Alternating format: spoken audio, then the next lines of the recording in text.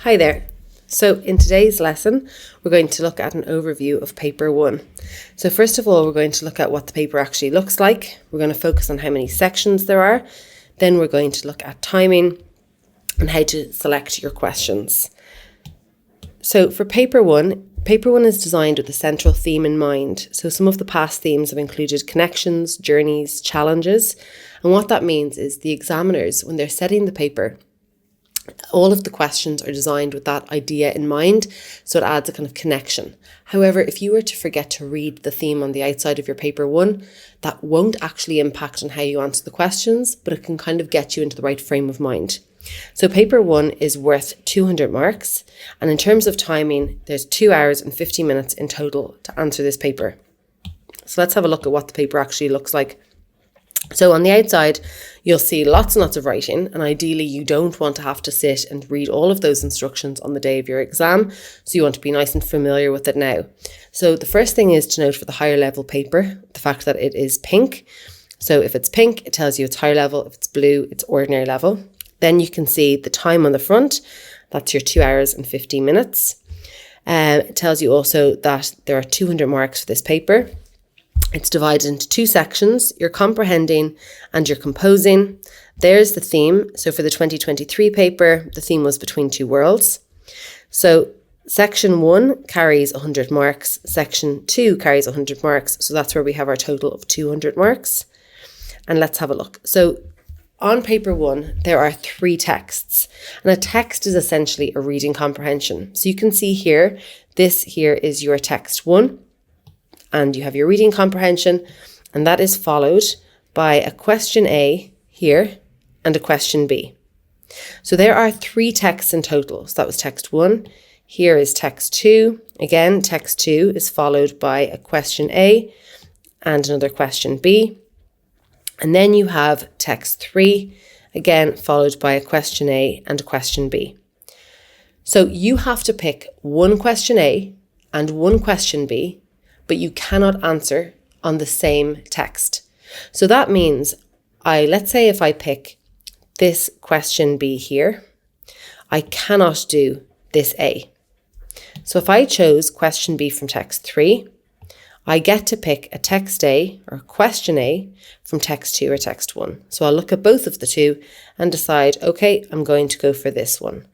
So again, if I answer an A on this text, I cannot do this B. That means that you will answer a question B on one text, a question A on another text, and one of your texts you won't touch at all. So there's lots of choice. Then you go to your section 2, composing. So in this section, there are 7 options. And composing section is testing your ability to write in a range of language styles. So at the very, very top of the paper, you'll see that they're intended to reflect the language study in the areas of information, argument, persuasion, narration, and the aesthetic use of language. And in topic 4, we're going to look at the composition and the different layouts that you can use. But just to note now that there's lots of selection for you to choose from, and you're only going to pick one question. So let's just pretend if I was to pick number 5, the short story, well, then I'm not answering on any of these other questions. In terms of timing, this is just one way to approach the question for timing, but it is a good idea that you have a timing layout in mind for yourself before you go into the exam. It helps you to stay calm, to feel very confident. So the first thing I would recommend is that you spend about 10 minutes choosing your questions, reading the paper. Then you spend about 50 minutes on question A. So question A is your reading comprehension. Why I say 50 minutes, and I actually used to say 40 minutes, but I found that this is where most students start. And a lot of students, it's your first Leaving Cert exam. You might be a little bit nervous. So give yourself those extra few minutes to take your time, pace yourself, and start well. Then for question B, which is like the mini essay that we're going to be looking at in topic 3, that is worth 50 marks, and you're going to spend about 40 minutes on that section. Then for the composition, I would recommend you spend an hour on that. And then that leaves you with 10 minutes to play with, to reread, to check your answers. Now, let's just say you go into the exam and you spend 40 minutes on question A. Well, that's going to give you 10 minutes somewhere else. Or if you find you need 70 minutes on your composition, well, you're going to have to take those 10 minutes from somewhere else. So this is just one possible layout for timing, but you have to decide what works well for you. So let's just do a little recap. So first of all, just think, do you know how many questions you're meant to be answering on paper 1? If you want to have a pause here and just think about it. So you should be answering 1 question A, 1 question B, and 1 composition. So what do you need to remember or note about A and B? So what should you note about A and B? You cannot answer A and B on the same text. So when you pick your B, you cross out the A above it. When you pick your A, you cross out the B below. And how long do you have for each section? So if you want, you could pause the video and try and write down and work out what timing you could follow.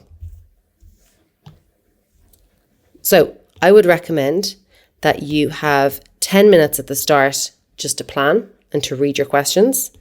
Then you would have 50 minutes for your question A, 40 minutes for your question B, about an hour for your composition, and then that leaves you with 10 extra at the end. All of that totals to 2 hours and 50 minutes. So in the next question, we're going to look at an overview of paper 2. See you there. If you like this video, you'll love our notes. You can get some for free in the link in the description of this video.